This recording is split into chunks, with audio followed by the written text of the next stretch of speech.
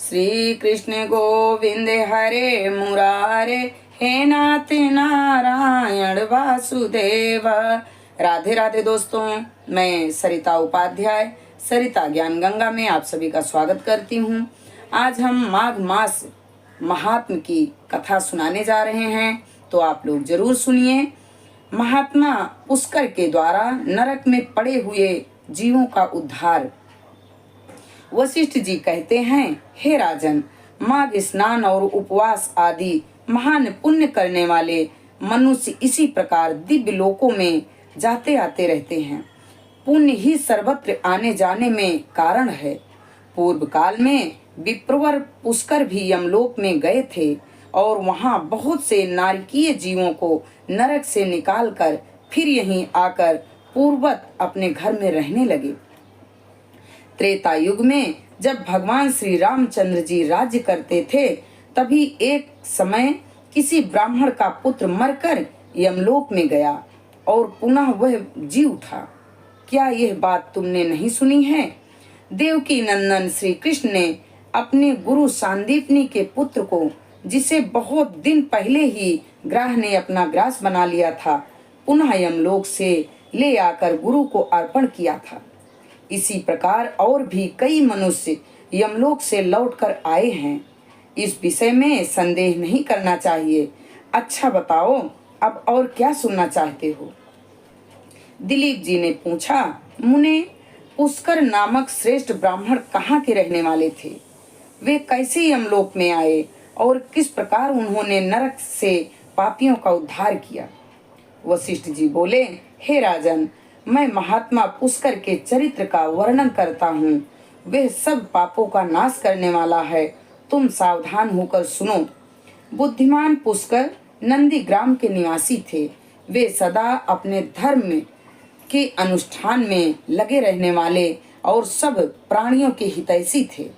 सदा माघ स्नान और स्वाध्याय में तत्पर रहते थे तथा समय पर अनन्य भाव से श्री विष्णु जी की आराधना किया करते थे। महायोगी पुष्कर अपने कुटुंब के साथ रहते और नित्य अग्निहोत्र करते थे। हे राजन, अप्रमेय हरे विष्णु कृष्ण दामोदर अच्युत गोविंद अनंत देवेश्वर इत्यादि रूप से केवल भगवान नामों का कीर्तन करते थे। देवता का आराधन छोड़कर और किसी काम में उन ब्राह्मण देवता का मन नहीं लगता था। एक दिन सूर्य नंदन यमराज ने अपने भयंकर दूतों को आज्ञा दी, जाओ नंदी ग्राम निवासी पुष्कर नामक ब्राह्मण को यहाँ पकड़कर ले आओ। यह आदेश सुनकर यमराज के बताए हुए पुष्कर को न पहचान कर वे इन महात्मा पुष्कर को ही यमलोक में पकड़कर ले गए। ब्राह्मण पुष्कर को आते देखकर यमराज मन ही मन भयभीत हो गए और आसन से उठकर खड़े हो गए। फिर मुनि को आसन पर बैठाकर उन्होंने दूतों को फटकारा, तुम लोगों ने यह क्या किया? मैंने तो दूसरे पुष्कर को लाने के लिए कहा था। भला इन सब धर्मों के ज्ञाता, विशेषता भगवान विष्णु के भक्त, सदा माघ स्नान करने वाले और उपवास पारायण महात्मा पुष्कर को यहाँ मेरे समीप क्यों लाए हैं? दूतों को इस प्रकार डांटकर प्रेतराज यम ने पुष्कर से कहा, हे ब्राह्मण, तुम्हारे पुत्र और स्त्री आदि सब बांधव बहुत व्याकुल हो रहे होंगे, अतः तुम भी अभी यहाँ से जाइए।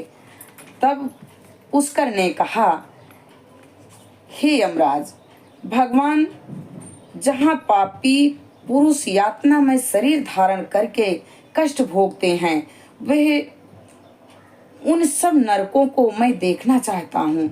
यह सुनकर सूर्य कुमार यम ने पुष्कर को सैकड़ों और हजारों नरक दिखलाए। पुष्कर ने देखा पापी जीव नरकों में पड़कर बड़ा कष्ट भोगते हैं। कोई सूली पर चढ़े हैं, किन्हीं को व्याघ्र खा रहा है जिससे वे अत्यंत दुखी हैं। कोई जलते हुए घड़े में डाल दिए गए हैं, किन्हीं को सुई चुभो चुभो कर गिराया जाता है। अन्य जीवों को नरक में पड़कर यातना भोगते देखकर पुष्कर को बड़ा दुख हुआ। वे उनसे बोले, क्या आप लोगों ने पूर्व जन्म में कोई पुण्य नहीं किया था, जिससे यहाँ यातना में पड़कर आप सदा दुख भोग रहे हो। नरक के जीवों ने कहा, विप्रवर, हमने पृथ्वी पर कोई पुण्य नहीं किया, किसी से इस यातना में पड़कर जलते हुए बहुत कष्ट उठा रहे हैं। हमने पराई स्त्रियों से अनुराग किया, दूसरों के धन चुराए, अन्य जीवों की हिंसा की, बिना अपराधी दूसरों पर लांछन लगाए, ब्राह्मणों की निंदा की और उनके भरण पोषण भार अपने ऊपर था। उनके भोजन किए बिना ही हम सबसे पहले भोजन कर लेते थे। इन्हीं सब पापों के कारण हम लोग इस नरक अग्नि में दग्न हो रहे हैं। प्यासी गौं जब जल की ओर दौड़ती हुई जाती तो हम सदा उन्हें पानी पीने में विघ्न डाल दिया करते थे। गौओं को कभी खिलाते पिलाते नहीं थे, तो भी उनका दूध दुह कर पेट पालने में लगे रहते थे। अपनी स्त्रियों को त्याग दिया था। ब्राह्मणों को देने की प्रतिज्ञा करके भी लोभवश उन्हें दान नहीं किया। मित्रों से द्रोह करते थे तथा झूठी गवाही देते रहते थे। इन्हीं सब पापों के कारण आज हम दग्न हो रहे हैं। पुष्कर ने कहा, क्या आप लोगों ने भगवान जनार्दन का एक बार भी पूजन नहीं किया? इसी से आप ऐसी भयानक दशा को पहुंचते हो। जिन्होंने समस्त लोकों के स्वामी भगवान पुरुषोत्तम का पूजन किया है, उन मनुष्यों का मोक्ष तक हो सकता है, फिर पाप क्षय की तो बात ही क्या है। प्रायः आप लोगों ने श्री पुरुषोत्तम के चरणों में मस्तक नहीं झुकाया है, इसी से आप लोगों को इस अत्यंत भयानक नरक की प्राप्ति हुई है। अब यहाँ हाहाकार करने से क्या लाभ। निरंतर भगवान श्री हरि का स्मरण कीजिए, वे श्री विष्णु समस्त पापों का नाश करने वाले हैं। मैं भी यहाँ जगदीश्वर के नामों का कीर्तन करता हूँ, वे नाम निश्चय ही आपका कल्याण करेंगे। नरक के जीवों ने कहा, ब्राह्मण, हमारा अंतःकरण अपवित्र है, हम अपने पाप से संतप्त हैं। ऐसे समय में आपके शरीर को छूकर बहने वाली वायु हमें परम आनंद प्रदान करती है। हे धर्मात्मन, आप कुछ देर तक यहाँ ठहरिए, जिससे हम दुखी जीवों को क्षण भर भी तो सुख मिल सके।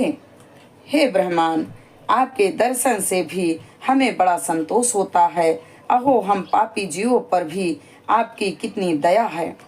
यमराज ने कहा, धर्म के ज्ञाता पुष्कर, तुमने नरक देख लिए, अब जाओ, तुम्हारी पत्नी दुख और शोक से डूब रही है। पुष्कर बोले, भगवान, जब तक इन दुखी जीवों की आवाज कानों में पड़ती है, तब तक मैं कैसे जाऊं?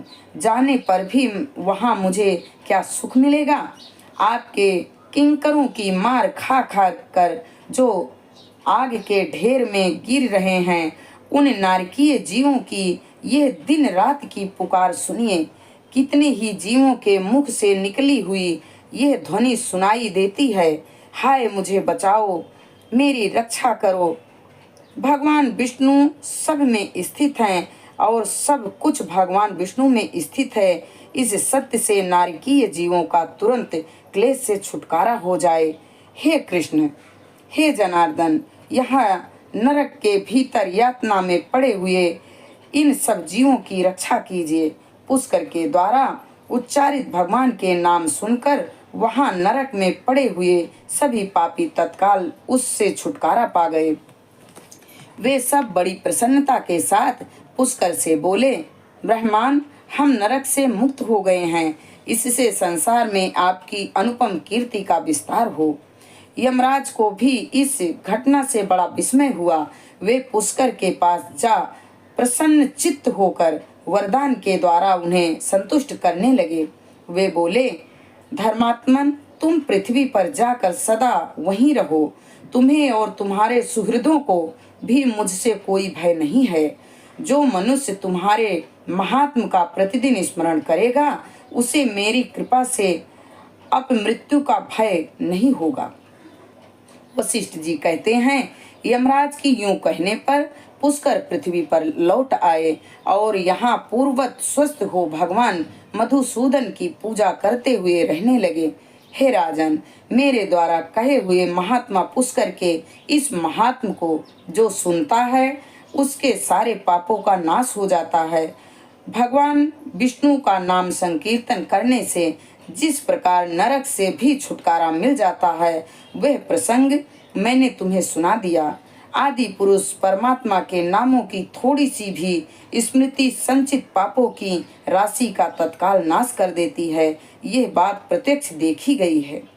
फिर उन जनार्दन के नामों का भली भांति कीर्तन करने पर उत्तम फल की प्राप्ति होगी। ये वीडियो यहीं पर संपूर्ण हुआ। शेष जानकारी अगले वीडियो में। हरे राम